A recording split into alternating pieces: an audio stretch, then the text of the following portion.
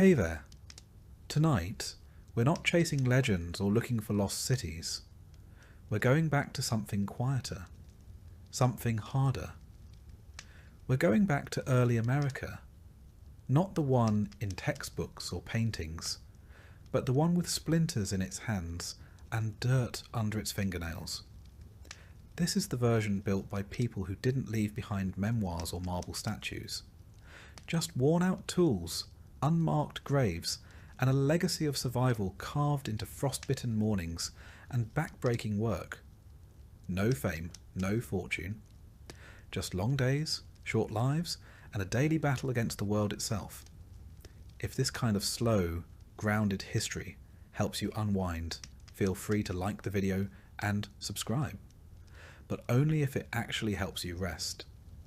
And in the comments, let me know where you're listening from and what time it is. I love seeing who else is drifting off to the past at the same quiet hour. So, dim the lights. Maybe turn on a fan for that soft background hum. Wrap up in something warm. And let's begin with the kind of life you didn't read about in school. You were told it would be hard, yes, but hard in the way a long hike is hard. A little discomfort, some bad food, a few cold nights. What no one told you was that it would break you, slowly, thoroughly, and with the dull persistence of seawater grinding down a stone. Because the Atlantic crossing isn't an adventure, it's an ordeal. And by the end of it, you'll be unrecognisable if you're even still alive. Your first mistake was stepping aboard the ship. From the outside, it looked majestic. Tall sails, a carved figurehead, the faint flutter of a flag promising new beginnings. But inside, it's a different story. Below deck, where you and most of the other poor souls are packed in, the air is thick with sweat, rot, and a tension you can feel in your teeth. The ceiling is too low to stand. The floor is sticky with old spills. And the wooden walls groan like they're already regretting the voyage. You're assigned a space that's roughly the size of a grave. You sleep there, wedged between strangers, your possessions tucked beneath your aching back. There's no pillow, no mattress. Just straw that smells like mould and something worse. Above you, the ship creaks with every wave, the boards swelling and shrinking, always on the verge of splitting apart. Around you, people shift in their sleep, cough, cry, mumble prayers. The first night, someone vomits. The second night, someone dies. You don't sleep. Not really. The air below deck is so foul that even rats have started making excuses to visit the upper levels. And there are plenty of rats. Bold, confident ones. They don't scurry, they stroll. One of them stares at you while you eat your biscuit, a rock-hard slab of flour, salt and boredom. And you're not sure who's in charge anymore. Every day begins with a shouted command and a few hours of pointless waiting. You climb to the deck, when permitted, blinking against the light like a mole dragged out of its burrow. The sun is blinding, the wind is sharp, but at least it smells less like feet. You breathe deep, trying to remember what fresh air feels like. Then someone sneezes in your direction, and the moment is over. Meals are not meals. They are events of survival. Salted pork so tough it could be used as ship armour. Dried peas that roll off your spoon like they're trying to escape. Ship's biscuit that might crack your tooth before it cracks in your mouth. If you're lucky, you can dunk it in water or beer to soften it. If you're unlucky, there's a bug in the beer. You drink it anyway. Everyone does. Drinking water is another insult. Stored in wooden barrels, it quickly becomes greenish and sour. Some try to flavour it with vinegar or citrus if they brought any. Most didn't. A few brave souls drink from rainwater caught in buckets, praying that it's cleaner than what's in the cask. Spoiler, it's not.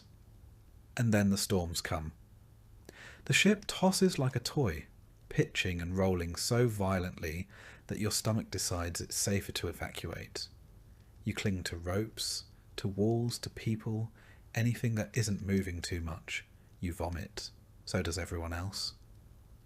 The deck is a slick of rain, bile, and panic. Below, the sick groan and the healthy wish they were sick enough to lie down. A barrel breaks loose and smashes someone's leg. There's no doctor. There's only a man with a saw and a bottle of rum. Some get better. Some get worse. Fever spreads like gossip.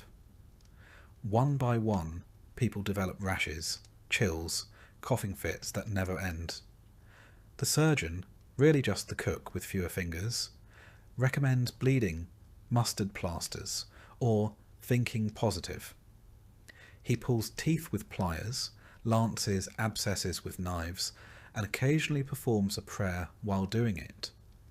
Whether the prayer is for healing or forgiveness is unclear. The dead are buried at sea, wrapped in cloth, tied to a stone, slid over the edge.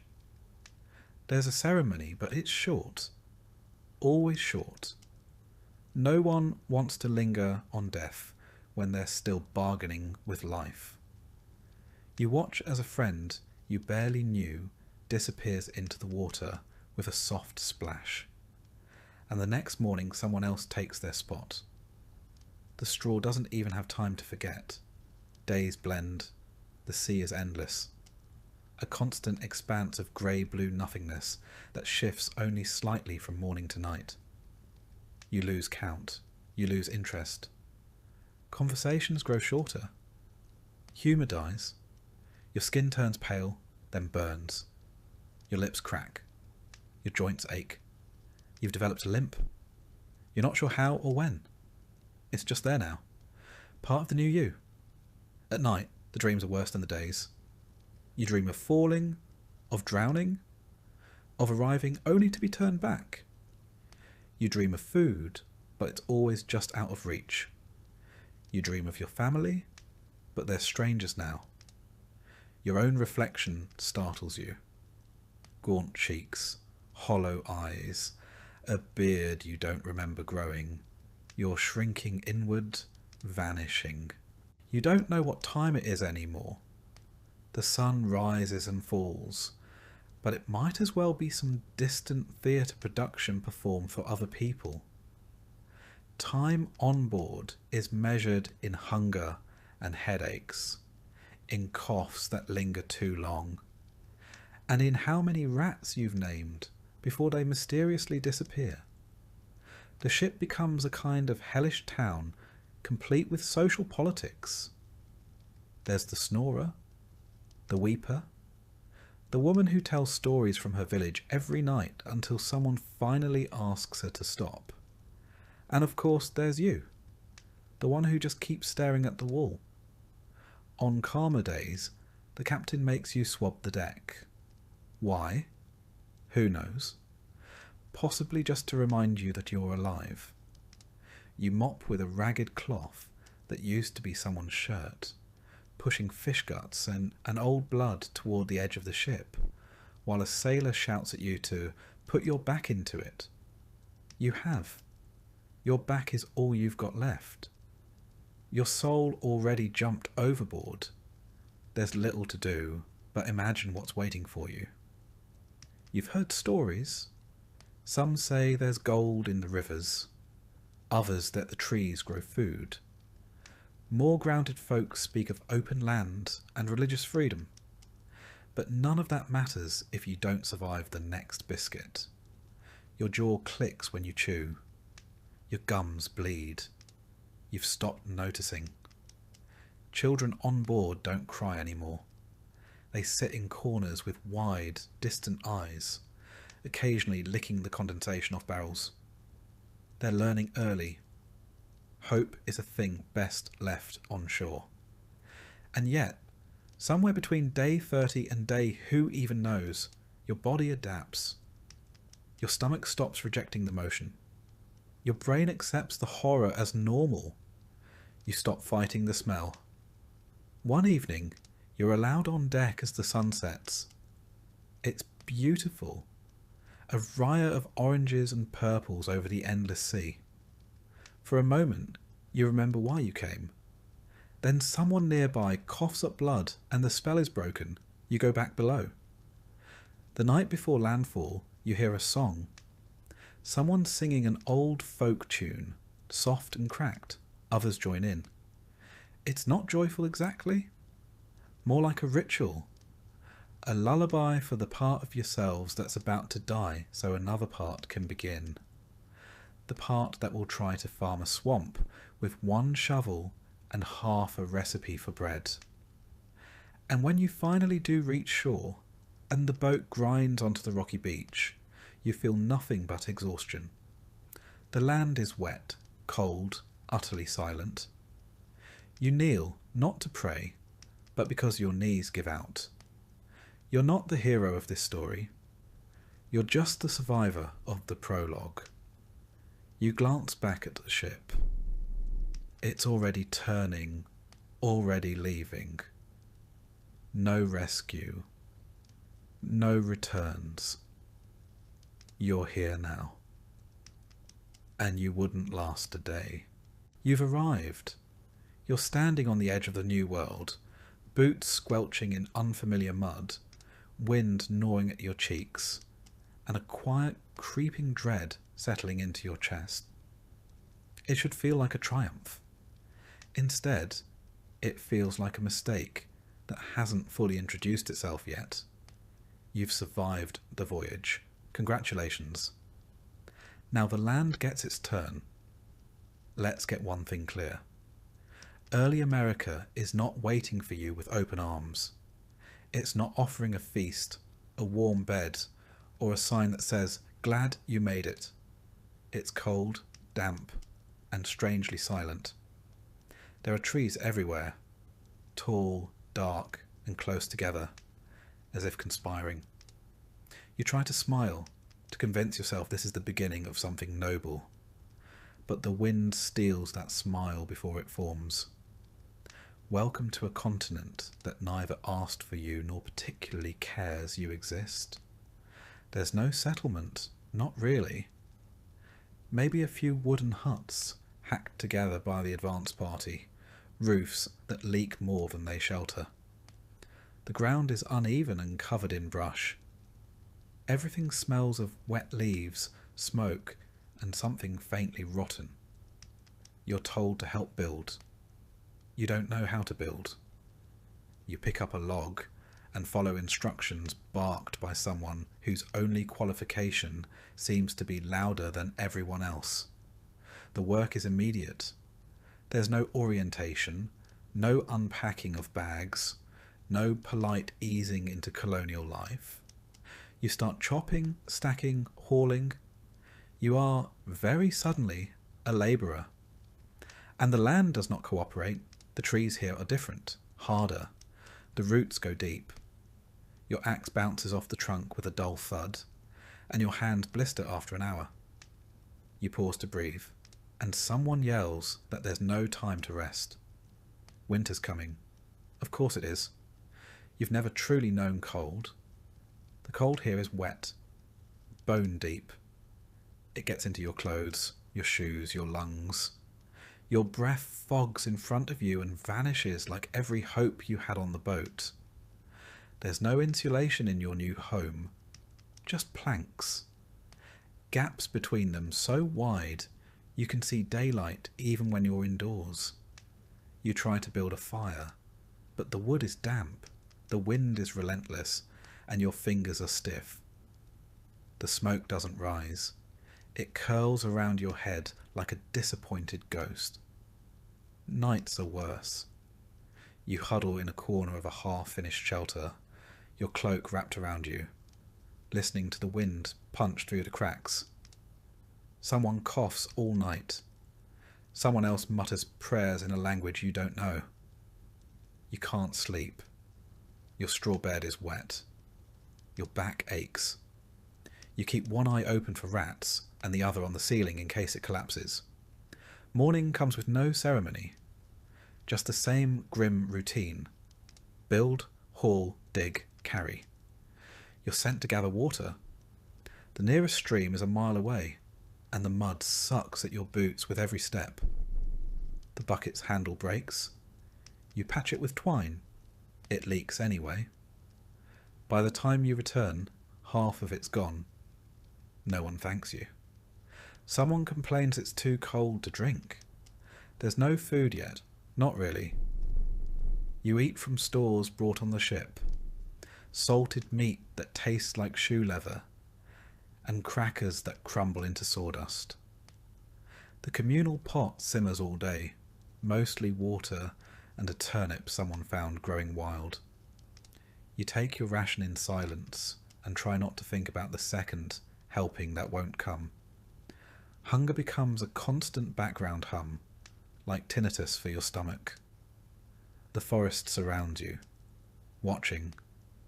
It's too quiet. The birds here don't sing the way they did back home. You hear rustles, cracks, something moving in the underbrush. You don't ask what. You don't want to know. You're not afraid of the woods. You're afraid of what you don't understand about them. And there's a lot you don't understand. You try to farm. Or at least, someone says you should. The soil is rocky, the land uneven. Seeds vanish into the earth and never return. A few stunted sprouts emerge, then wilt in the wind. Someone suggests it's the wrong season. Someone else blames the devil. You just blame your hands, which haven't stopped bleeding since the second day. There are insects. So many insects. Big ones. Biting ones.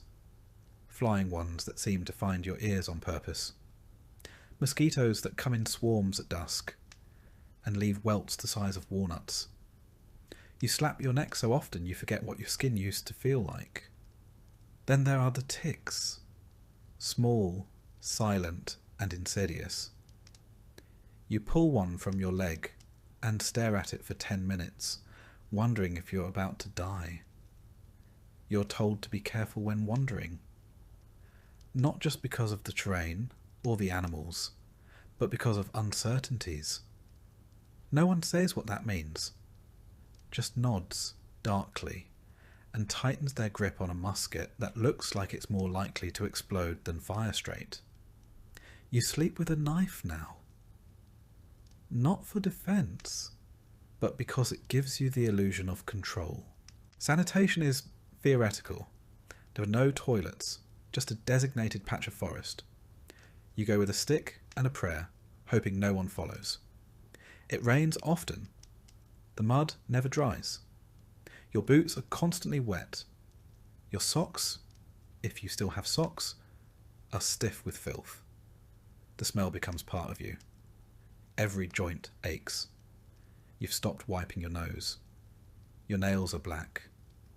You've picked up a rash on your neck, and your lips bleed when you smile, which is rare. No one sings here. No one jokes. You work until you fall down, then get up and do it again. This land is not your enemy. It's worse. It's indifferent. It doesn't care how noble your mission was, how pious your intentions, or how optimistic your shipboard prayers. It simply exists, cold, wild, and full of things that do not need you. And slowly you realise you need it. And it does not care. The weather plays games with you. One day it's so warm you sweat through your linen shift. The next, frost bites your toes while you sleep. There's no pattern, no warning, just extremes. Your roof leaks. Your firewood is damp. The smoke clings to everything. Your clothes, your skin, your lungs. You smell like a campfire that regrets its choices. Someone goes missing. No one talks about it. Maybe they wandered too far. Maybe they fell into a ravine. Maybe something found them. Their name is spoken less and less until it fades entirely, like the last echo of a bell you only imagined. Another person gives up, stops eating, sits by the stream and stares. They're still breathing, but you know they're gone. You're supposed to build a community, a colony, but everyone is too tired. You sleep in shifts. You eat in silence. The preacher offers a sermon and no one listens. You're too busy wondering if the flower has bugs in it, and too hungry to care if it does. Someone tries to steal from the storage crate. They're caught. There's no jail, so they're tied to a post in the rain. No one intervenes. You start to forget the sound of your own voice. You speak only when spoken to. The days blur together. Wake, work, suffer, sleep, repeat. Your muscles scream, but your mind stays quiet. That's how you survive. You stop thinking. You just do. At night, you dream of home. Not with longing, but confusion. The smells are wrong, the colours too bright, the bed's too soft. You wake up disoriented and angry. You remind yourself this is what you wanted. Freedom, opportunity, land. You got all three. You just weren't told what they cost. The cost is your comfort, your health, your illusions. You came here thinking the land needed taming. But the land doesn't care. The land has been here far longer than you. It watches, it waits, and it weathers you down. Not with sudden violence, but with slow, patient erosion. And this is just the first month.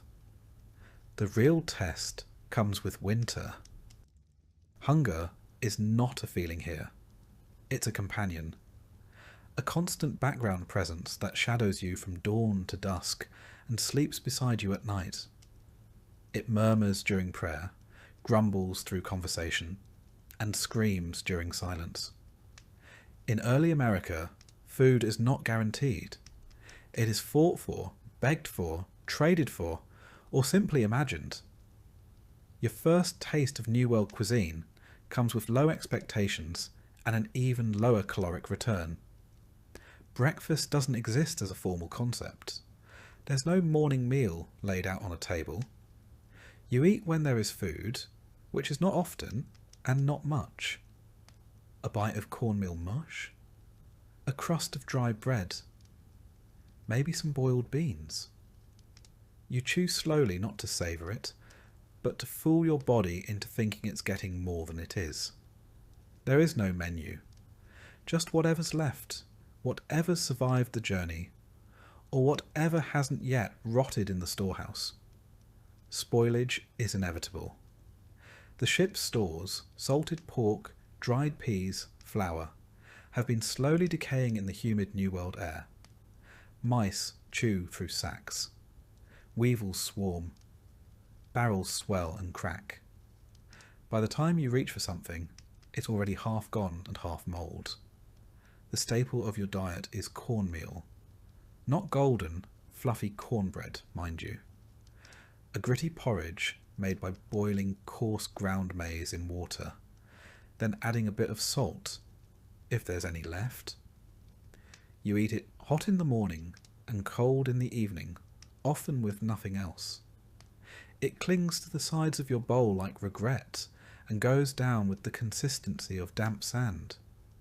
You miss bread, real bread, the kind you knew back home. Here, bread is a rare, precious thing. Wheat does not grow easily in this climate. The soil is too rocky, the rainfall too wild, the tools too crude. If you manage to grow wheat, thresh it, grind it, and somehow keep it dry, then you might get to bake bread once. But that requires an oven, and ovens require bricks, and bricks require time, clay, and someone who knows how not to die halfway through construction. Most of what passes for bread is made from rye, barley, or corn, mixed with whatever can stretch the dough. Acorn meal, powdered roots, even sawdust. You knead it with cold hands.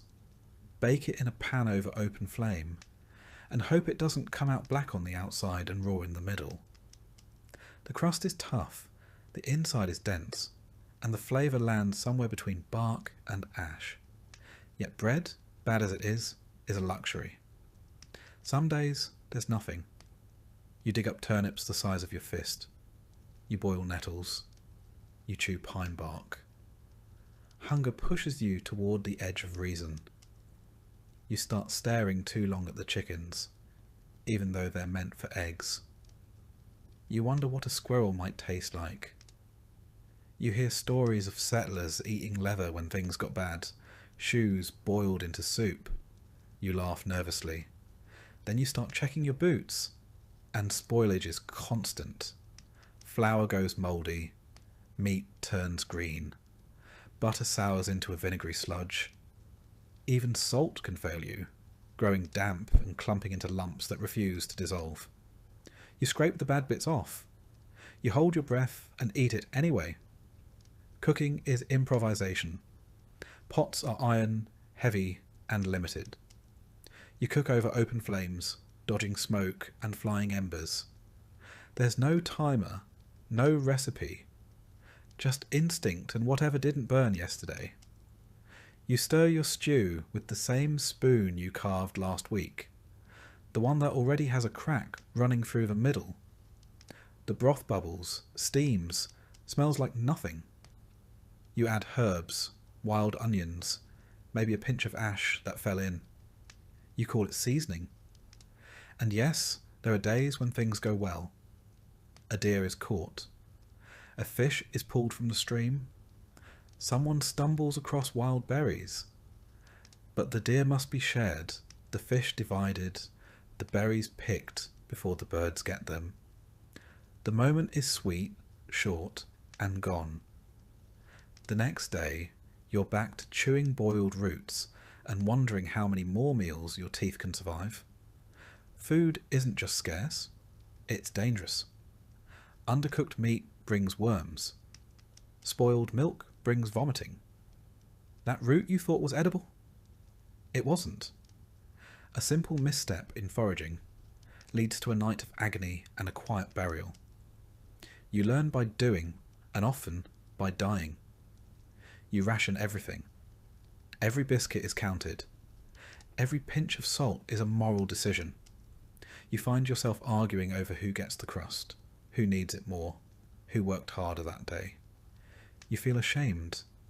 Then you feel hungry again. Shame doesn't fill your stomach. Bread does. If you're lucky. There are no meals. Only moments where food intersects your path. Lunch doesn't arrive with a bell. It arrives if someone manages to find a squirrel, or digs up a few more turnips, or remembers there's a bit of bacon rind tucked in a cloth at the back of the hut. You eat fast, not because it's good, but because someone might try to take it. You chew with suspicion. Was that grit? Mould? A bug? Doesn't matter. It's food. You think about home, about bread that rose in ovens and smelled like comfort, about butter that didn't smell like cheese, about meat that wasn't a gamble. But you don't talk about it. No one does. Talking about home invites longing. Longing weakens the group. Instead you talk about who found a wild onion, who spotted a deer track, who didn't get sick after eating that weird root last week. Children get thinner. Their eyes sink. They stop complaining and start staring. You give them your portion sometimes, then regret it when your legs go weak in the afternoon. But you'd do it again. Because there's something worse than starving. It's watching someone else do it, slowly. And then comes the barter. Trade becomes currency. You offer buttons, cloth, tools, anything that isn't food, in exchange for a bite of bread. Someone gives up a comb for half a biscuit. Someone else offers their only pair of dry socks for a hunk of dried meat. You'd be surprised what food is worth when it's the only thing standing between you and the grave. Famine doesn't come all at once. It seeps in. A day without meat, then 2. Then a week. Then the cornmeal runs low. The communal pot gets thinner. The portions shrink. The conversations stop. Everyone starts chewing slower. You go to bed earlier, not because you're tired, but because unconsciousness is the only escape from hunger that doesn't require payment. And with famine comes fear. People whisper about the last settlement, the one that vanished. No signs of a raid, just gone. Some say they starved. Some say they turned to things unspoken. You don't ask what that means. You don't want the answer. You start to hoard. Just a little. A crust tucked into your shirt. A few beans in a pouch. You tell yourself it's not stealing. It's insurance. You pray no one finds out. Or worse, that everyone already knows and is just pretending not to see. Cooking becomes sacred. The fire is tended like a shrine. The pot is stirred like a ritual. No one speaks while eating. You chew. You swallow. You try to feel full. You fail. But it's the trying that keeps you alive. And then, one evening, something small happens. A handful of wild greens. A rabbit. A slice of real bread, miraculously baked. You share it. It's gone in seconds. But for a moment, the silence is replaced with breathing. Hope doesn't return, but it glances at you from a distance. Later, you learn that some settlements didn't survive not because of disease, but because of miscalculated harvests. They planted the wrong crops, stored food poorly, ate seeds meant for the next season. Mistakes compound. A single bad harvest becomes a slow-motion catastrophe. Hunger breeds desperation. Desperation breaks order. And when that happens, it's not just your stomach that's empty. It's the law, the fellowship, the trust. You once believed food was simple. Eat when you're hungry. Now, it is everything. It is politics. It is trust. It is survival. You do not live from meal to meal. You live from bite to bite. This is not hardship. It is the new normal. And the worst part is, you get used to it. You thought the voyage was hard. You thought the land was cruel. You thought the hunger gnawed enough. But now comes the truth. All those trials were just the warm-up act. Because winter doesn't care how brave you are. It doesn't care how pious your intentions or how much wood you chopped in October. Winter is not your enemy. It's your judge. And it finds everyone wanting. It doesn't arrive all at once. First come the nights.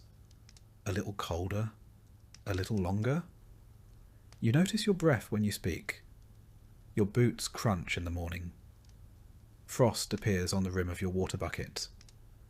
Then one morning, you wake and the ground is white, the wind is sharp, and every joint in your body aches before you even move.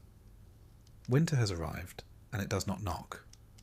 Your cabin, if you can call it that, is no match. It's a box of planks nailed together in a hurry.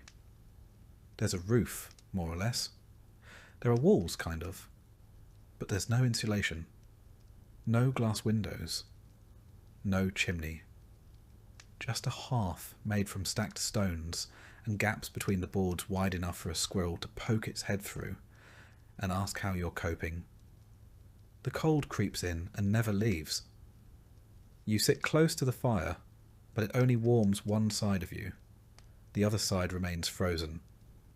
Your clothes are damp, your socks are stiff, and your blankets, if you're lucky enough to have any, smell like mildew and old smoke. Your fingers go numb when you sleep. Your toes stop hurting altogether. You pretend that's a good sign. It isn't. Wood becomes your obsession. You need it to survive. You burn through your stockpile in weeks, not months. You start rationing. You start stealing. You strip the furniture, the fences, the handles from broken tools. Anything that burns is fair game. You venture into the woods to chop more, but the snow is deep. Your muscles are weak, and every swing of the axe feels like an insult to your spine. There's never enough. The fire dies too quickly. You wake in the night with frost on your blanket and ice in the bucket. The wind whistles through the walls like it's looking for something to punish. You pile more rags on your bed. You sleep in your clothes. Still you shiver. Food spoils slower now. That's the only benefit. The rats stay hidden. The mould recedes. But you still don't have enough. You boil the same bones again and again, hoping flavour will return. You scrape grease from the pan and spread it on bread like it's butter. You suck on twigs, chew bark, and swear you remember the taste of carrots once. People get quiet. The cold silences everything. Laughter disappears. Songs go unsung. The preacher still mutters sermons, but even he wraps himself in 3 cloaks and ends quickly. Conversation becomes practical. More wood. That one's coughing. Stir the pot. No one wastes words. They're too heavy. And a sickness, of course, returns. Colds turn to fevers. Frostbitten toes turn black. A child dies in the night, and no one notices until morning. You dig a grave, but the ground is frozen. You chisel, you pick, you curse. Eventually, you settle for a shallow pit covered with stones. You say a prayer, if you have the breath. Sleep becomes an act of faith. You lie down not knowing if you'll wake up. You curl into yourself, a ragged cocoon of desperation. You dream of warmth, of sun, of anything not white or grey or bitter. You wake sore and tired. The world is still frozen. The fire has died again. Your skin cracks. Not metaphorically, literally. Your lips split, your hands bleed, and your nose drips a steady trail of misery. You rub grease or lard on your fingers, but it doesn't help much. Your joints feel older than you are. You're 24, but you walk like a grandfather and grunt like one too. And with the cold comes something worse. Time. Endless, frozen time. You can't plant. You can't build. You can't travel. You can barely move. You sit by the fire and stare at the walls, waiting for something to change. It doesn't. The days are short, the nights are endless, and the only thing moving is your breath in the air. The animals are smarter. They've disappeared. The birds flew south. The deer retreated into the deep woods. The bears are asleep. Only the crows remain, perching in the trees like little prophets, waiting for something to die.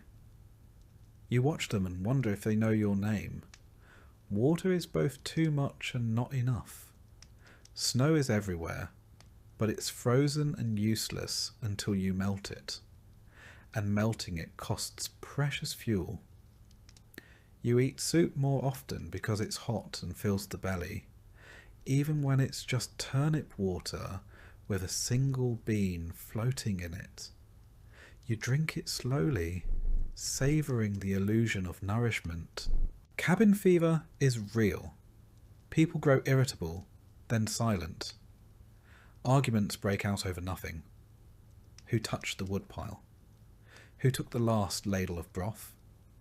Who's breathing too loud? You withdraw into yourself, clutching your blanket and pretending not to hear. A man leaves one morning, angry, coatless. No one sees him again. Someone finds his hat in the snow weeks later, frozen solid. The children stop playing. They sit quietly, bundled in layers, staring at the fire. You try to entertain them, tell stories, sing songs, but your voice is hoarse, and your hands tremble. A child asks if spring is real, or just something people made up. You don't answer. Frost forms on the inside of the walls. Your breath clouds in front of your face. The fire is barely holding. Someone has a cough that won't stop. They're moved to the far side of the hut. You try not to listen. Try not to think about what it means. You wrap your scarf tighter and keep the axe close. Not for wood. For what happens if someone starts thinking about desperate things? Some mornings you wake and your hair is frozen to the wall. You pull away slowly, wincing, and blink at the thin light coming through the cracks. It's another day. You made it. That's all you can say. You made it. This is winter in early America. It does not care how well you planned. It does not reward the diligent or punish the lazy. It comes like a judgment and stays like a curse. And if you survive, if you crawl out of the season with all your fingers and most of your soul intact, congratulations. You've passed the test until next year. Spring becomes a rumour, a myth people whisper about when they think the walls aren't listening.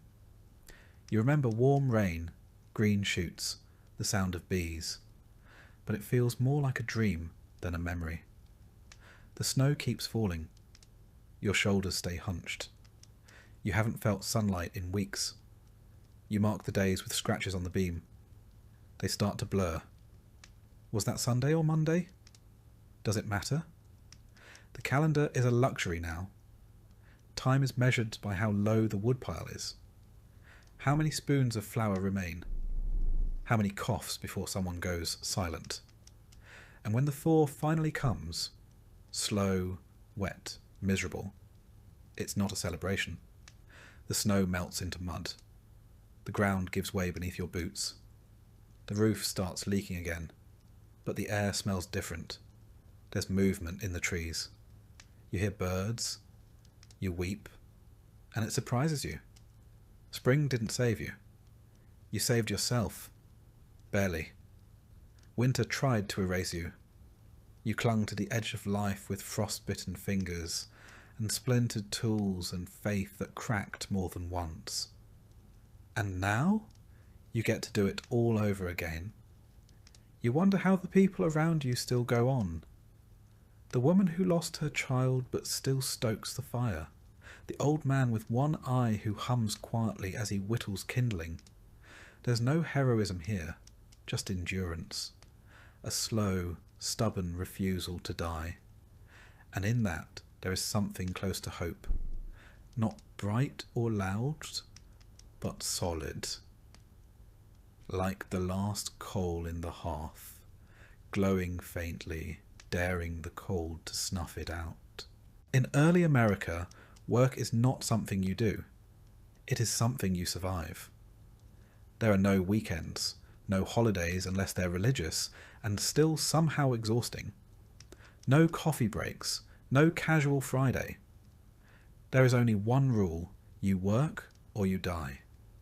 You wake before the sun, because sleeping past dawn is a luxury reserved for the dead. Your hands are already sore from yesterday. Your back aches. Your knees feel like they've been borrowed from a man twice your age and returned broken. You stretch only because staying curled hurts more. Someone nearby is already moving. You hear water sloshing in a bucket. Fire being coaxed from dying embers. A cough that sounds more ominous than it did last week. Breakfast, if it happens at all, is fast and functional. Maybe a chunk of stale bread, a bit of cold porridge, a sip of weak beer, because the water is likely carrying new and exciting diseases. Then it's out the door, into the mud, the cold, or the heat, depending on which seasonal punishment the weather gods have chosen for you. If you're a man, your job is outside. If you're not dying, you're chopping, digging, ploughing, hauling or hammering. The fields don't plough themselves, And the forests don't magically become houses. You spend your day fighting the earth, digging up rocks, tilling rocky soil, praying for rain, then cursing when it floods. You build fences that fall down in storms, chop trees that splinter the axe, carry logs that threaten to snap your spine, and always, always you sweat. Your tools are few and crude. An iron hoe, a wooden plough, maybe an axe with a handle that's seen better centuries. If you're lucky, you have a horse or an ox to help. If you're not, congratulations, your shoulders are the horse now. There's no mechanic, no toolbox, no spare parts. If something breaks, you fix it with string, spit, and creative swearing. Your clothing works against you. Wool in summer, linen in winter, boots that leak, gloves that don't exist. Your hands crack and bleed. Your nails split. Splinters become permanent features of your palm. You carry hay, mud, firewood, and sometimes other people. Your spine is less a column and more of a suggestion. If you're a woman, your workday is somehow worse. Everything the men do, plus everything else. You cook, clean, sew, haul, nurse, parent, and mend. You wake the earliest and sleep the latest. You spin wool until your fingers are raw, knead dough until your knuckles cease, and churn butter until your arms feel like lead. You chop firewood, carry water, and then somehow still serve the meal without collapsing. Childcare isn't a break, it's an added job. Babies are carried on hips while you stir pots. Toddlers cling to skirts while you dig up potatoes. You breastfeed one child while telling another to stop hitting the goat. No one thanks you. There's no applause, just more work. Children don't get a pass. As soon as they can walk without falling over, they're put to work. Feeding chickens, gathering kindling, carrying water, picking stones from the fields. No toys, no schooling, unless someone taught you to read between chores. A child is not a child. They're just a shorter worker with fewer rights. If one manages to sit still for too long, someone will hand them a task just to maintain the natural order of misery. Illness doesn't excuse you. If you're not coughing up blood, you're expected to help. A sprained ankle means you crawl instead of walk. A fever means you take more breaks, not that you stop. If you die, well, that's one less mouth to feed, and one less pair of hands to disappoint the fields. Work does not pause for grief. It barely nods at it. Sundays are theoretically a day of rest, but they're not restful. You go to church, which might mean walking miles in bad shoes, sitting on a backless bench, while a man in robes shouts about sin, and then walking home again, thinking about how you still have to cook supper and mend your shirt. If it's winter, the church is freezing. If it's summer, it's a sweatbox full of flies and the unwashed. Some work is specialised. If you're a blacksmith, your world is heat, hammer, and smoke. You burn yourself regularly, inhale metal dust, and go half deaf from the clang of iron on iron. If you're a cooper, you make barrels for food storage, water, ale, and if you mess it up, something spoils and people starve. A tanner works with hides, urine, and lime. Their hands are perpetually raw. Their clothing stinks. Their lungs slowly give out. Even the easier jobs aren't easy. Tailoring. You sit hunched over a candle, stitching through rough cloth with a dull needle until your eyes cross. Cooking. You stand over an open hearth, breathing smoke, getting blisters, burning your palms. Midwifery? You help bring life into the world with no tools, no sterilisation, and every chance of watching mother or child, or both, slip away. Work is constant. There's always something broken, always something leaking, always something rotting, missing, or catching fire. You patch roofs in the rain. You dig ditches in the dark. You fix carts with rope and prayer. You shear sheep and chase pigs and clean tools that never stay clean. You sweep the floor, even though dirt is a permanent resident.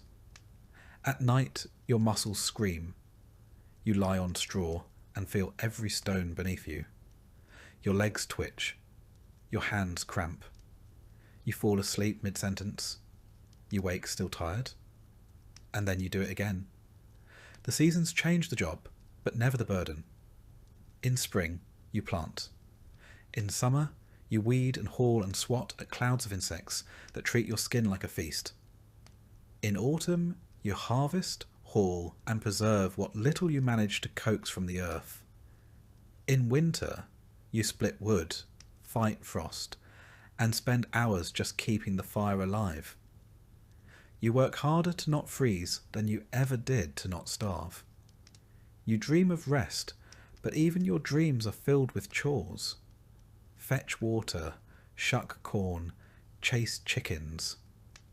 You have nightmares about losing tools, because replacing one could mean trading away your only boots. And everything you do with the knowledge that it might not be enough. One late frost, one early flood, one outbreak of fever, and your entire season's work turns to ash. You're always one bad week away from ruin. There are no sick days, no second chances, no promotions. Just survival, broken fingernails, and the deep, quiet knowledge that no matter how hard you work today, tomorrow won't care. Work doesn't make you stronger. It wears you down. It blunts your mind. It hollows your body. You stop looking people in the eye because you're too tired. You forget how to laugh unless the joke is about finally dying. But still, you get up every day because no one else will do it for you. This is your job in early America. Not a career, not a calling, just the daily act of not giving up. And whether you're ploughing soil, scrubbing floors, nursing children, or gutting fish, you do it until the day your hands finally stop moving. And even then, someone will expect you to be buried quickly so they can get back to work. Sometimes someone breaks. They sit down in the middle of a task and just stop.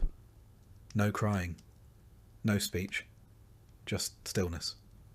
Their eyes go glassy, their hands go limp, and after a few minutes, someone else quietly takes over their work. No one talks about it, because everyone knows it could be them next. One bad night, one pulled muscle, one missing meal. That's all it takes. So you work, you endure. Because in early America, your worth is measured by your labour. And when the day comes that you can no longer contribute, when your back gives out or your legs won't carry you, there is no retirement. There is only absence, and a new name added to the list of the gone. The sky darkens, and the tools are finally laid down, not because the work is finished, but because the light is gone. You trudge home, muscles screaming, knowing tomorrow will be the same. And the cruelest part, some tiny piece of you is grateful. Grateful that there will be a tomorrow. You don't catch sickness in early America. It catches you.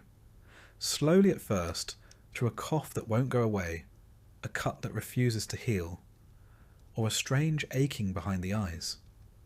Then all at once, it has you. And when it does, there's no doctor coming. No clean sheets. No medicine cabinet. Only prayer, boiling water, and blind hope. Every breath is a risk. Every drop of water. Every scrape of food. Every hand you shake. If you're lucky enough to live among people clean enough to shake hands, could be carrying your next great undoing. Germ theory isn't a thing yet. Disease is blamed on bad air, divine punishment. Or perhaps that neighbour you always suspected was a bit too cheerful. The local remedies are a mixed bag. One person recommends garlic, another mustard plasters. Someone else swears by powdered toad. Whatever the cure, it's administered with shaking hands and absolute confidence, which is comforting until you realise no one actually knows what they're doing. You're already starting from behind. Your diet is trash. You're malnourished, underslept, and chronically exhausted. Your immune system is working overtime just to keep your body from eating itself. So when illness comes, and it always comes, it hits like a hammer. Coughs last for weeks. Fevers burn hot and wild. Cuts go septic. Teeth rot and fall out. A splinter in the wrong place can lead to an amputation. You can die from stepping on a nail. You can die from childbirth, a stomachache, a bad glass of milk. You can die from eating the wrong berry or not eating at all. Life is a parade of minor symptoms with lethal potential. And let's not forget dysentery, nature's way of reminding you who's really in charge. It's not glamorous, it's not dramatic. It's just slow, messy dehydration until your insides give up and everything shuts down. There's no dignity in it, just a bed of straw and someone whispering the Lord's Prayer while trying not to gag. There are no hospitals. The sick are treated in the same room where people eat, sleep and argue.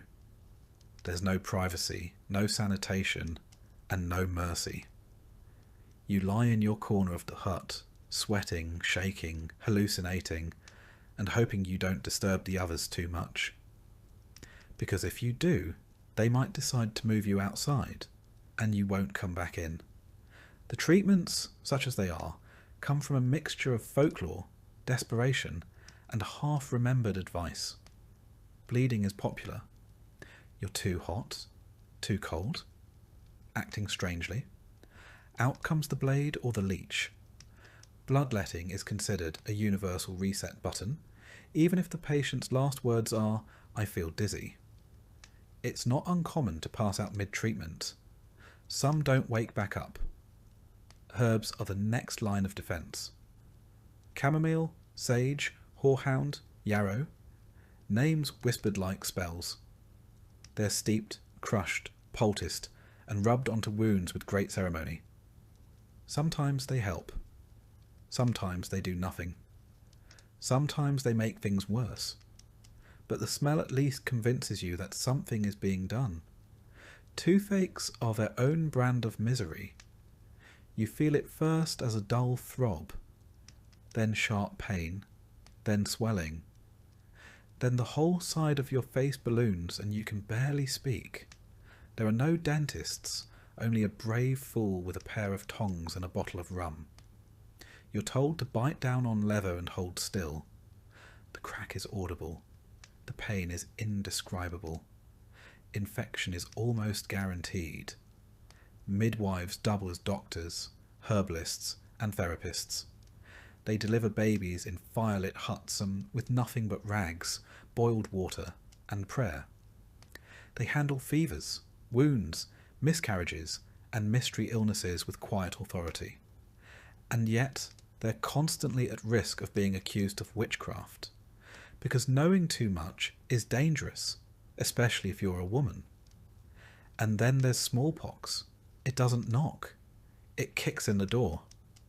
Red spots appear, first as a nuisance, then as a verdict. You're isolated. Not for your safety, for theirs. The sores swell, burst and crust over. You itch until you bleed.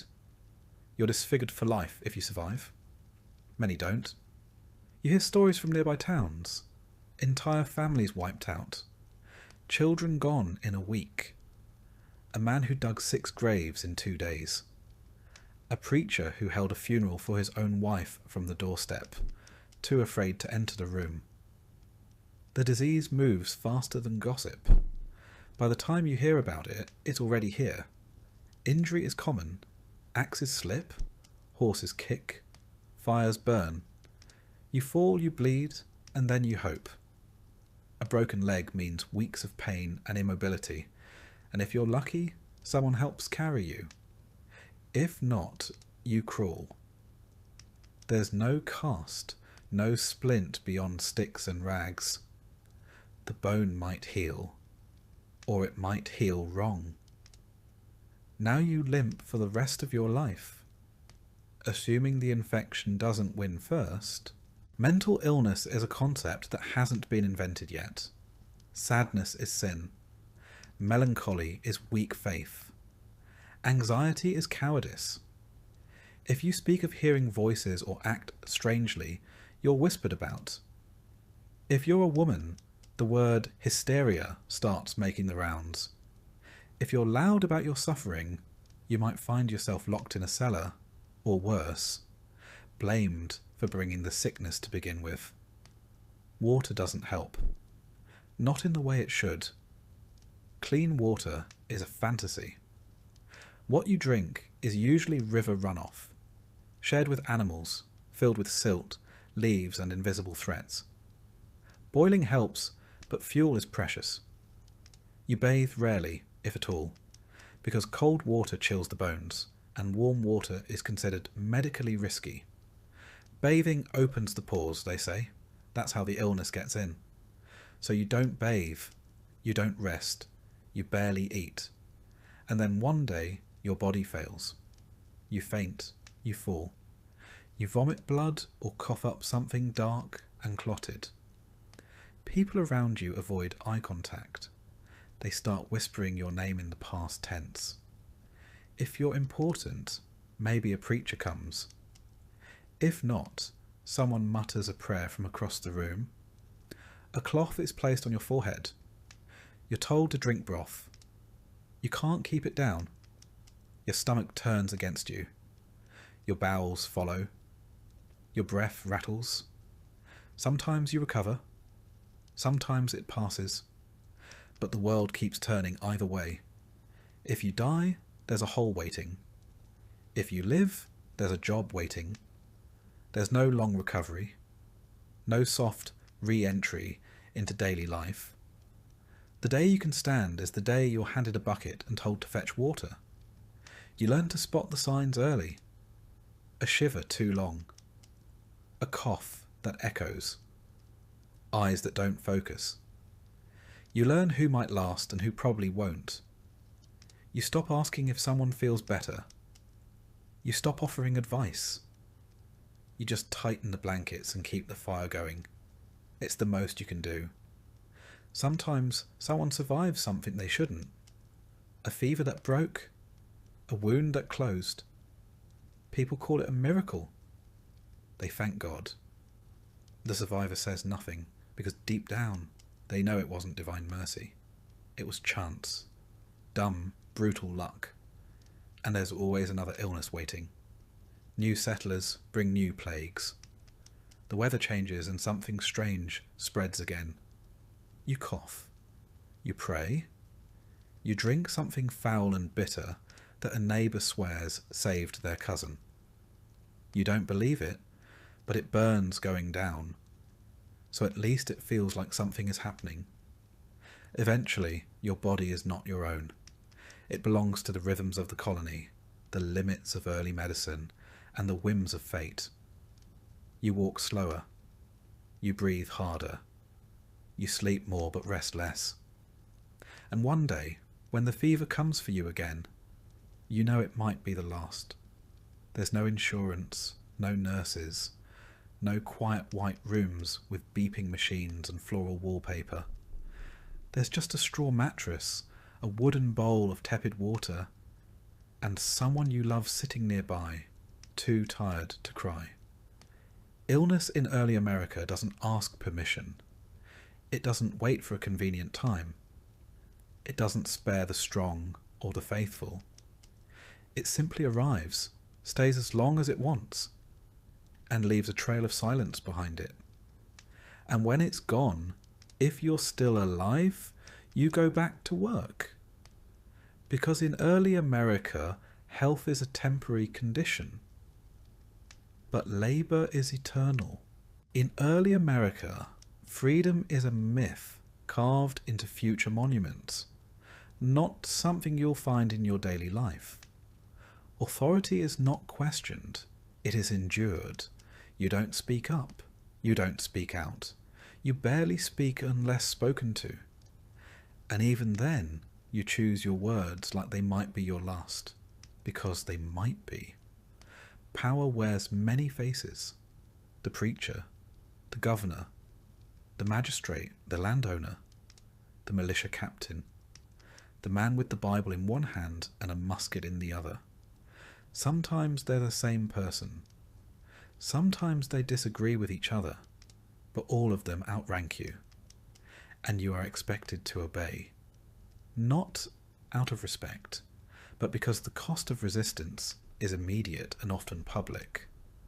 Laws exist, but not the kind you argue with.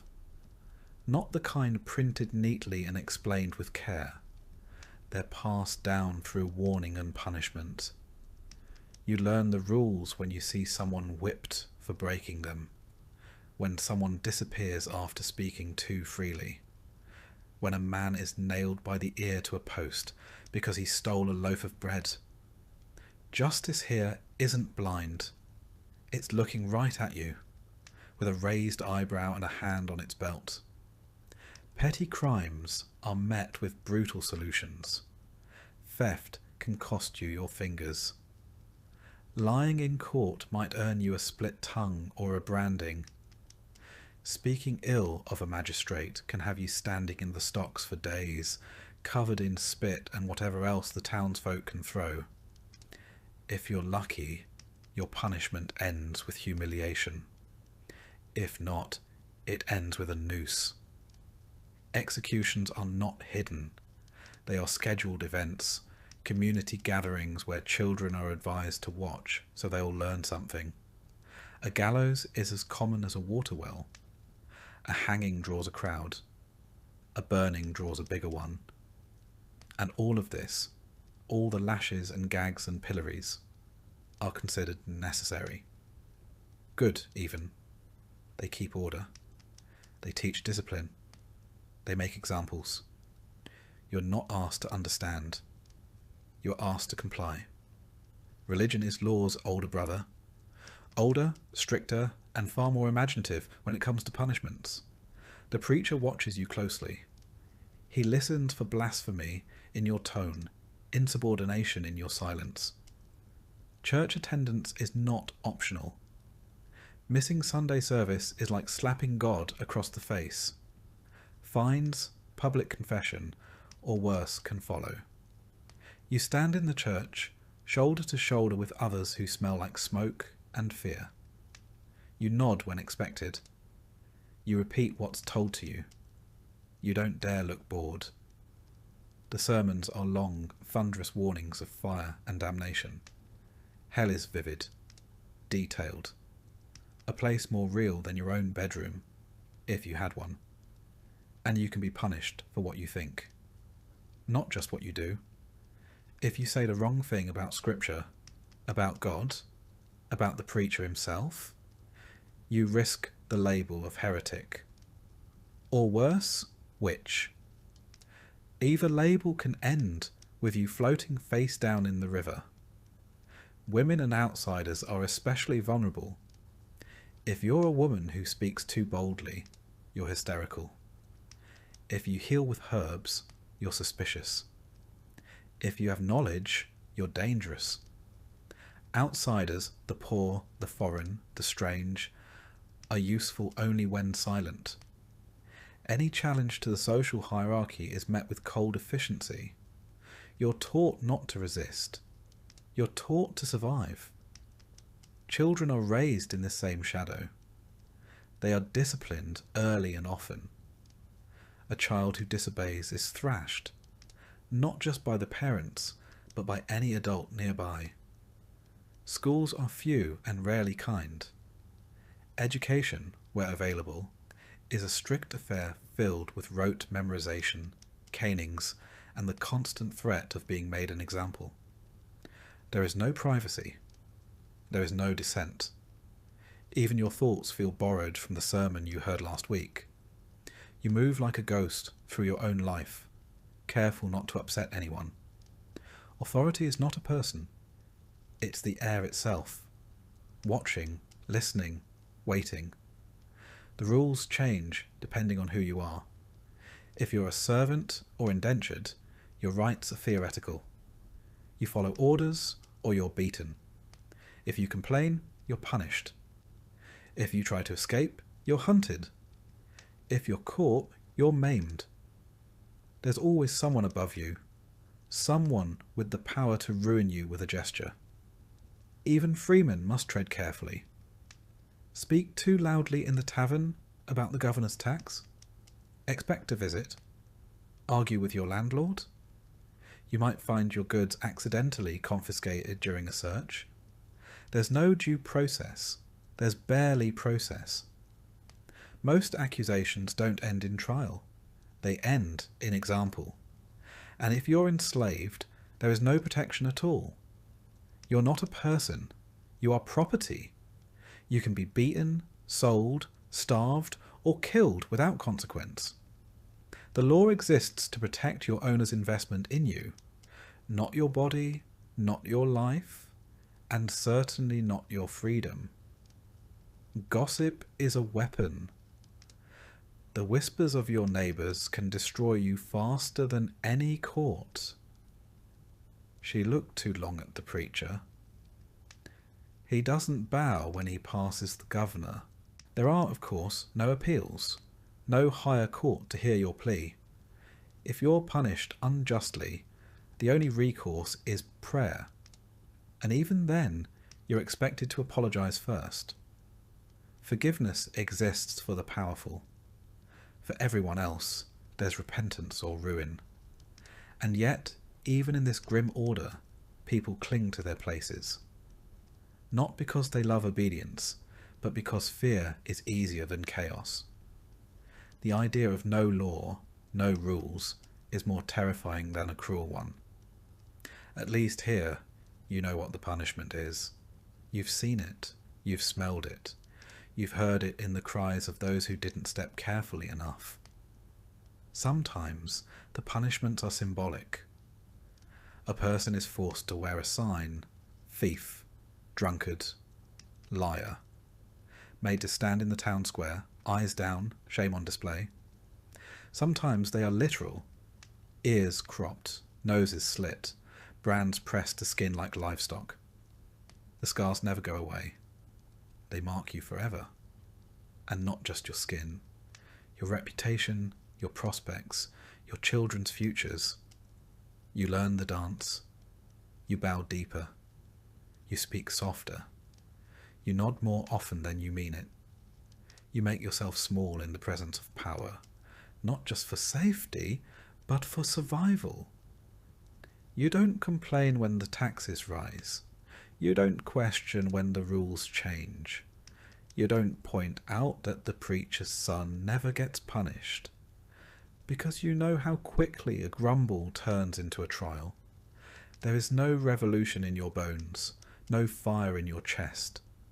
There is a quiet acceptance, the same kind animals have when they recognize the shape of the cage. You might dream of something better, but not out loud.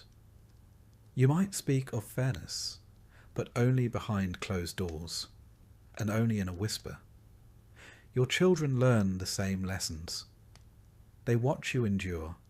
They see you obey. They understand, even before they can walk, that survival requires silence, that power flows one way, and standing in its path only gets you swept aside. It is not heroism that gets passed down. It is caution, care, calculation. And so life continues. You rise, work, nod, kneel, and sleep, all under the watchful eye of authority. It doesn't matter if the rules make sense. It doesn't matter if you agree. What matters is that you follow them. Because in early America, the law isn't just written on paper, it's carved into people.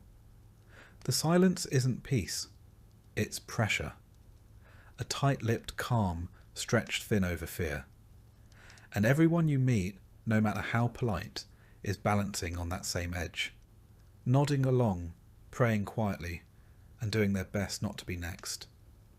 And if you wonder why no one revolts, why no one resists, the answer is simple. Because everyone knows someone who did, and they remember what happened to them in detail. In public, in pain, that's all it takes. In early America, being a woman isn't just difficult, it's doubly so. You don't simply live through hardship. You do it while carrying everyone else's burden on your back, wrapped in homespun linen, holding a child in one arm and a cooking pot in the other. Whatever the men do, women are expected to match, and then keep going. You rise before the men, not out of choice, but because someone has to start the fire, fetch the water, and stir whatever's left in the cooking pot from the night before. You might have slept 2 or 3 hours, maybe more, if the baby didn't scream through the night, or if your husband didn't come home drunk and short-tempered. You pray silently, or maybe just sigh, a quieter form of survival, and start your day. Breakfast is not served, it is assembled. You boil cornmeal, scrape ash from the hearth, and knead yesterday's dough. The fire spits sparks onto your hands. You wince, wipe sweat from your forehead with a soot-smeared sleeve, and keep going. By the time the others are stumbling awake, you've already been working for an hour. Child rearing is not its own job. It's background noise to all the others.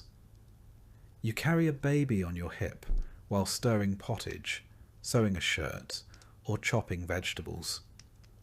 You learn to balance an infant with one arm and hoist a water bucket with the other.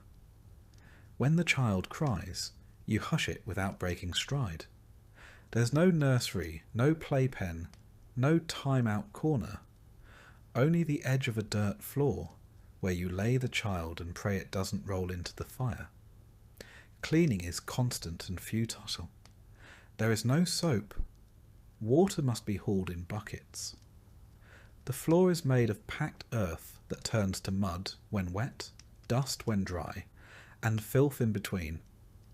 You sweep it daily with a bundle of straw tied to a stick, knowing full well it will never be clean. Not really, not for long. Laundry is not a weekly chore, it's a siege. Clothes are scrubbed on washboards, if you have one, or against a flat stone by the river. You kneel in the cold, raw water, scraping fabric with lye or ash soap that burns your skin and chaps your knuckles. Then you wring it dry, with hands already swollen, and hang it in the wind, praying the rain doesn't return. There are no dryers. If it rains again, you start over. Sewing and mending are endless. Your family owns maybe 1 or 2 sets of clothes each. You patch holes with scrap, re-stitch every seam until the fabric looks more thread than cloth. You save buttons like gold, straighten old needles over fire, and squint by candlelight after everyone else is asleep. If someone tears their only shirt, it becomes your emergency. Then comes cooking. Forget recipe books. There's no oven, no timer, no measurements. You cook with instinct and heat and guesswork. A pot over the hearth, bubbling with a mix of root vegetables and regrets. You taste with your fingers. Add salt when it's available. Stir constantly, because if it burns, no one eats. If someone gets sick, you're blamed. If someone complains, you take it quietly. Because silence is expected. Gratitude is not. You also tend the garden, assuming you're lucky enough to have one. You weed it, water it, protect it from insects, birds and hungry neighbours. It's your insurance policy. If it fails, your family starves. If it succeeds, the men praise God, and you go back to weeding. On top of all this, you're expected to manage the emotional temperature of the home. If your husband is cruel, you endure it. If he's sad, you console him. If your children misbehave, it's your fault. If anything breaks, a dish, a chair, your spirit, you clean it up and carry on. Marriage is not an escape. It is a transaction. You are a dowry, a womb, a worker. Love, if it happens, is a fortunate accident. Your wedding may be small and quiet, with no ring and no gown, just a handshake and a prayer and a new life of labour under a different roof. Pregnancy is not a sacred glow. It's a gamble. Each time your belly swells, you wonder if you'll live through it. There are no doctors, no prenatal vitamins, no clean sheets, just a midwife, if you're lucky, and a set of hands you pray are steady. Labour can last hours, days. You scream into cloth, claw at the floor, bleed into straw. If the child lives, you thank God. If you live, you call it mercy. If neither happens, the others clean up quietly and move on. And when the child is born, the work doubles. Diapers don't exist. You tear rags and wash them over and over. You nurse constantly. You rock the baby while kneading bread, while boiling herbs and while scraping soot from the hearth. And if the baby dies from fever, from hunger, from cold, you are expected to mourn silently and keep working. You're not allowed to be weak. If you cry too much, you're unstable. If you shout, you're hysterical. If you resist, you're dangerous. If you know too much, you're a witch.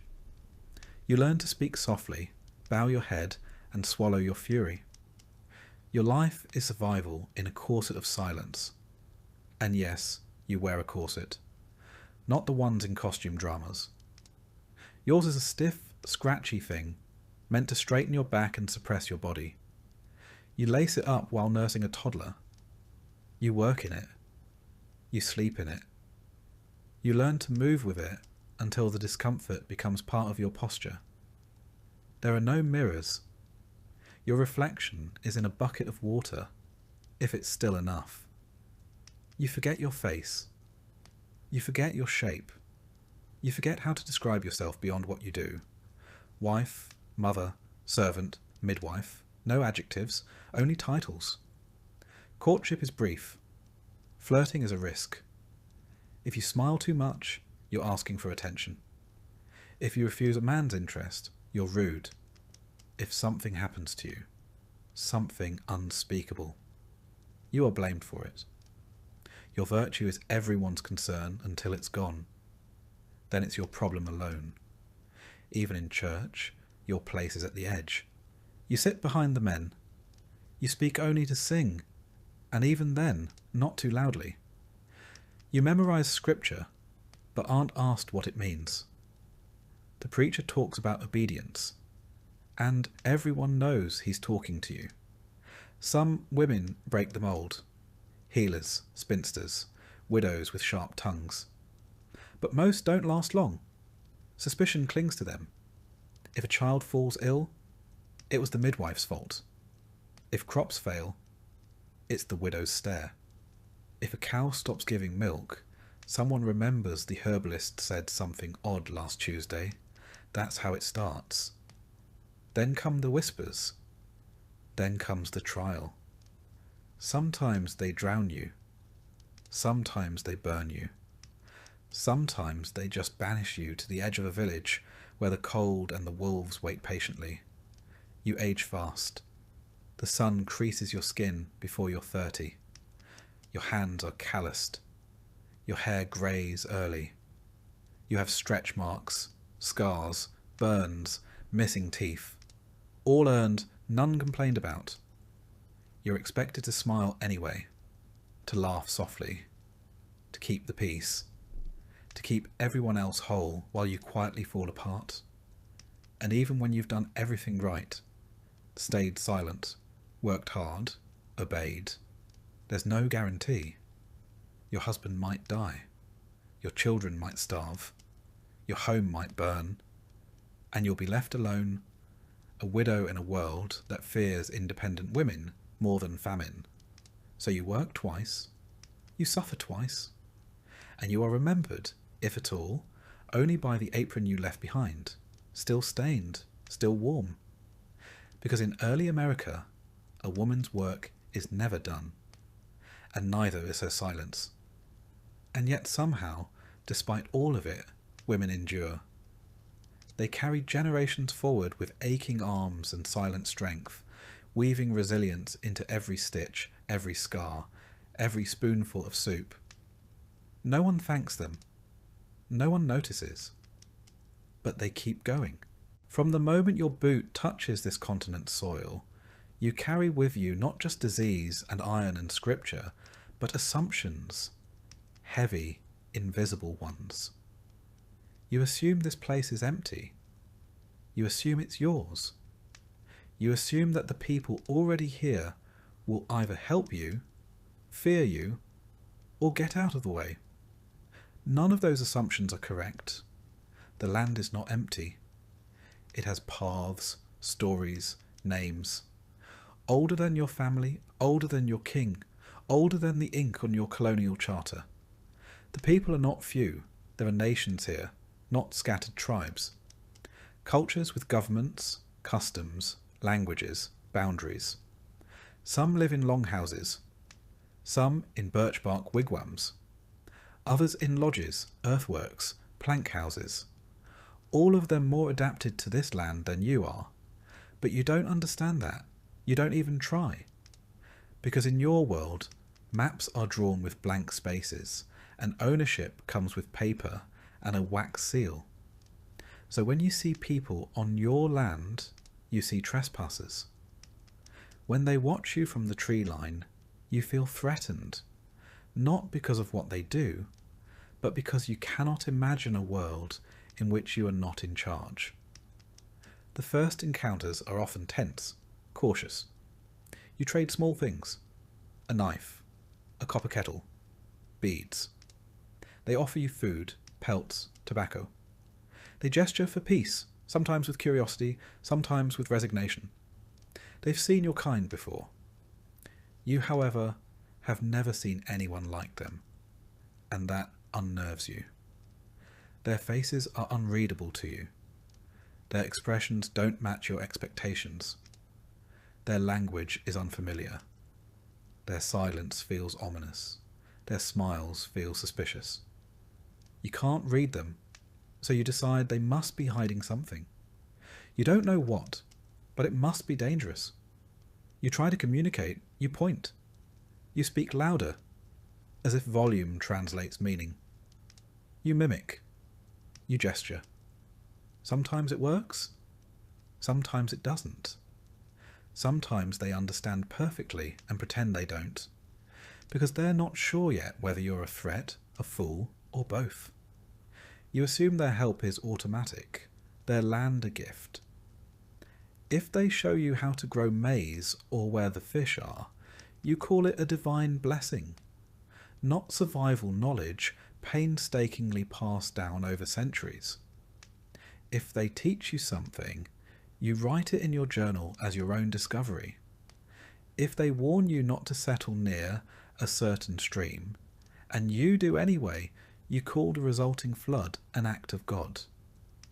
Their customs confuse you. They don't rush meals. They don't shake hands. Their leaders don't dress in lace or carry swords. When they speak, it takes longer, not because they're slow, but because words matter. Silence is part of the language, and when they decide, they do so together, a concept as foreign to you as the plants in their medicine pouches. And still, you label them savages, not because they are, but because they don't mirror you. They don't kneel the same way. They don't pray in Latin. They don't build fences or tally land deeds. So you decide they must be lesser. This comforts you. It gives you permission. You fear what you don't control. So you start to arm yourself more visibly. You build higher walls. You look for excuses. A rumour of a stolen cow becomes a justification for a raid. A glance in the wrong direction is all it takes to escalate a meeting into a conflict. You don't understand their politics, so you assume they have none. You don't recognise their diplomacy, so you call it trickery. They see what's coming. Most of them always did. Sometimes they leave offerings, corn, fish, a woven mat, as signs of peace. You assume their tribute. You assume you're winning. But it's not submission. It's strategy. They are trying to avoid war. They know what war with you will mean. They've seen the weapons. They've buried the dead. And yet, not all encounters turn violent. Sometimes alliances form. Temporary, uneasy ones. You need them to survive the winter. They need you to trade for iron tools. You smoke pipes together. Share meals. Exchange gifts. There is laughter. You begin to feel at ease. And that's when you make the mistake. You assume friendship is ownership. That their tolerance is consent. That a patch of shared hunting ground is now your field. You build fences. You dig wells. You claim. You plant your flag. And when they resist, when they ask questions, when they draw lines, when they remind you of the agreements, you feel betrayed. You call them hostile, unreasonable, ungrateful. You forget that you were the guest. And so the pattern begins. You call for backup. More settlers arrive. More land is cleared. The forest shrinks. The rivers grow cloudy. The animals flee. The balance breaks. They warn you again. They hold councils. They send runners with messages, painted sticks, bundles of arrows left at your doorstep. Each a language you refuse to learn. Each a signal you ignore. And then, one morning, it happens. A skirmish. A death. Maybe accidental, maybe not. Someone's hut burns. Someone's brother is found dead near a stream. And now it's war. You don't know the terrain. They do. You march in formation. They move through trees. Your bright coats make you targets. Their silence makes them ghosts. You outnumber them, but numbers aren't everything when your enemy knows every shadow. Sometimes you win. Your weapons are louder. Your reinforcements steadier. You burn their villages. Take prisoners. Push borders. And you call it victory. Sometimes you lose.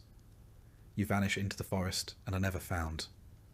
A poisoned arrow ends you in the dark. A trap snaps your leg and you bleed into the soil. No one writes your name down. Your disappearance becomes a rumour. But even when peace returns, it is brittle. A temporary pause between misunderstandings. You call it a treaty. They call it a warning. You sign your name and they sign with symbols, not because they cannot write, but because their meaning is not your language. You walk away satisfied. They walk away wary. Years pass. More ships arrive. More fences are built. Forest paths become roads. Wigwams give way to taverns, and still they adapt. They survive. Some convert, some trade, some marry, some vanish into hills or are herded onto distant lands you've never seen, but they never disappear entirely, no matter what your map says, no matter how many statues you build, or schools you fund, or stories you write. And you, the settler, the guest, the stranger, live on the land now, but not alone.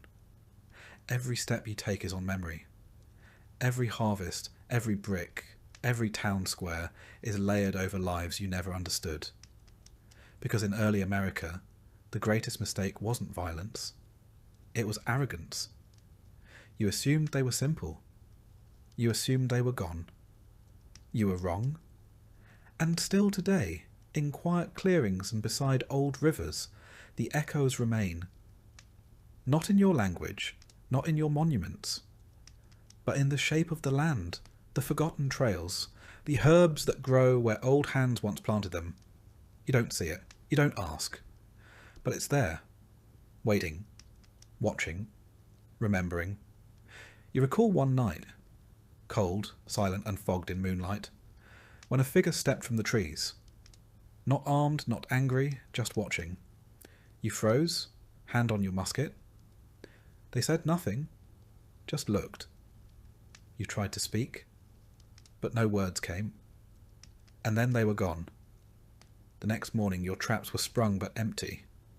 Your firewood was gone, and someone had left a woven token, a small deer made of grass, beside your door. You burned it without thinking. But you never slept soundly again, because deep down you knew. They had given you a message, and you had missed it. Because in early America, the most dangerous thing you could bring to a meeting was not a musket, but ignorance. Later, when you tell the story, you'll edit out the silence, the confusion, the fear you felt when you realized they understood you better than you understood them. You'll call it a misunderstanding, a necessary war. But somewhere in the back of your mind, the forest never stops watching. You wake up tired again. There is no such thing as a full night's sleep in early America. The straw pokes through your blanket. The baby cried half the night. The wind found a new gap in the wallboards and needled your spine like a curse. When you finally stir, your legs feel twice their weight. Your back has stiffened like rawhide. You sit up slowly and remember, you're only 30, and yet you feel 80. This is the end of your day, though the sun's just rising. Because here, a long life is short, and the days drag like broken oxen through mud. Time doesn't slip by, it claws at you. One sunrise at a time, it erodes you down to nothing. You start with the fire, always the fire. You rake the coals, blow softly, feed it kindling and scraps. If the fire has died entirely, you trudge to a neighbour's hearth, hat in hand, hoping for an ember. Without it, there's no breakfast, no heat, no comfort, just cold, stiff hands and teeth that ache in your skull. You eat if there's food. More cornmeal. Maybe a piece of dried apple, if it wasn't nibbled by mice. You chew slowly, not for pleasure, but because chewing any faster risks cracking a tooth. Your gums bleed anyway. You swallow pain with every bite. Then it's time to work, again, still, forever. Chores don't wait, they breed in the night. The woodpile is shrinking. The animals need tending. The roof leaks again. Someone has the fever. Someone else is limping. Someone else simply didn't wake up this morning. You mark their absence and move on. Because in early America, grief is a luxury you don't always have time to feel. Death is not rare, it's routine. A neighbour dies, and you nod. A child dies, and you sigh. A spouse dies, and you keep the stew warm. Mourning must be scheduled between chores. No time to weep if there's laundry. No time to sit if the cow's gone missing. You bury them quickly. Dig a shallow grave, if the ground isn't frozen. Say a short prayer. Cover them with dirt and move the rocks back into place. Sometimes there's a wooden marker. Sometimes not. The worms don't care either way. The earth takes everything. It always has. You do not expect to grow old, and the children you raise, if they live, will remember you as the parent who squinted into the sun and never smiled. You have no teeth for smiling, no breath for song. What little energy you have is spent keeping the walls up and the water from flooding the floor. If you're lucky, you don't die in winter. If you're unlucky, you die in winter, and no one can bury you until the ground thaws. Your body is stored in a shed, wrapped in cloth, visited by mice. When spring comes, someone will dig the hole and drop you in. Marriage brings no guarantee of longevity. A man might be killed in a logging accident. A woman might bleed out after childbirth. A child might waste away from a cough. Death doesn't discriminate. It doesn't announce itself. It arrives mid-meal, mid-sentence, mid-prayer. And when it does, you keep going. You don't have a choice. Because every day in early America is a rehearsal for the end. There are no doctors, not really, just neighbours with opinions. A fever is met with whiskey and prayer. A broken limb gets splintered with whatever's nearby. You might try herbal remedies, ground roots, poultices, teas that taste like compost. Sometimes they help, sometimes they don't. If you get sick, you're mostly on your own. People keep their distance, not out of cruelty but survival. One cough can clear a room. One fever can take down a household. You stay in bed, sweating, praying, watching the ceiling blur and warp with each hallucination. If you recover, you call it a miracle. If not, you don't get to call it anything. And yet, the days stretch on. Long, relentless. The sun arcs slowly overhead, marking the hours not with clocks, but with fatigue. You haul water, chop wood, scrub walls, mend tools, tend animals, weed gardens. If you stop, you fall behind. If you fall behind, you fail. And if you fail, you die. Or someone else does. There's no vacation, no retirement. You work until you break.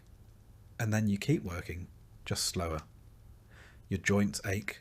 Your hands curl into claws. Your eyesight fades. Your skin thickens like old leather. You become a figure at the edge of the room. Useful until you're not.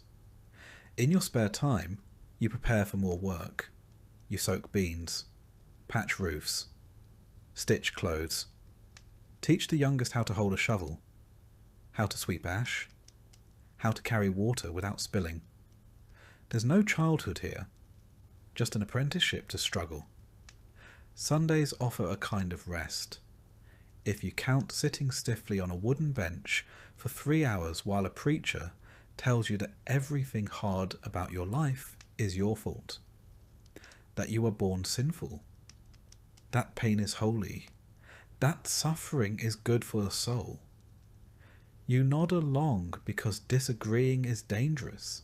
Even joy is measured carefully. A wedding feast, if you can afford one. A song sung softly after supper. A baby's first steps, quickly followed by the realization that now they can wander into danger. You don't celebrate long. The world doesn't allow it. You measure time by seasons, by births, by burials.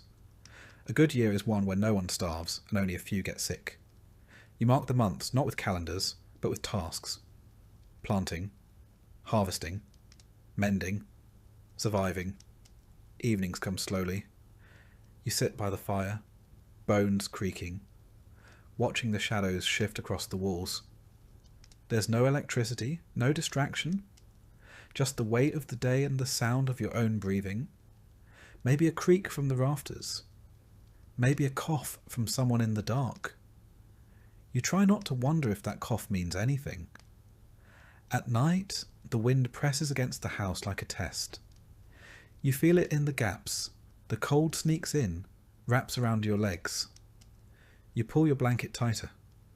You think about the day, about tomorrow, about how many tomorrows you might have left.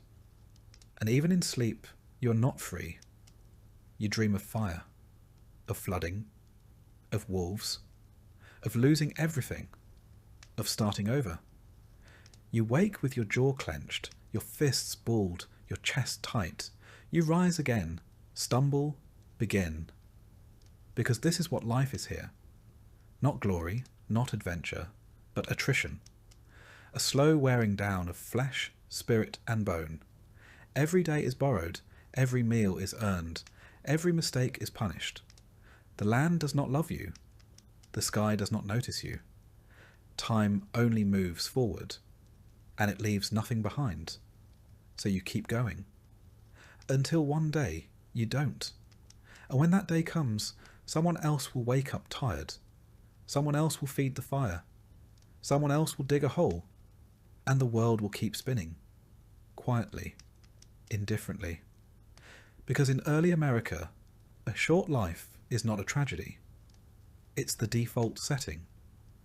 And if you live long enough to be called old, it's not a badge of honour. It's a curiosity. People nod at you like you've cheated something. But you haven't. You've just endured. Outlasted others. Buried more than your share. You don't tell stories.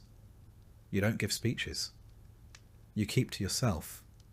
Watch the children work. And wait for the day when your name is spoken past tense. Because here, in the raw teeth of the world, life is a candle burned at both ends, blown out by weather or luck, or a splinter that festered too long. There is no eulogy, no plaque, just silence, and then someone else picking up your tools.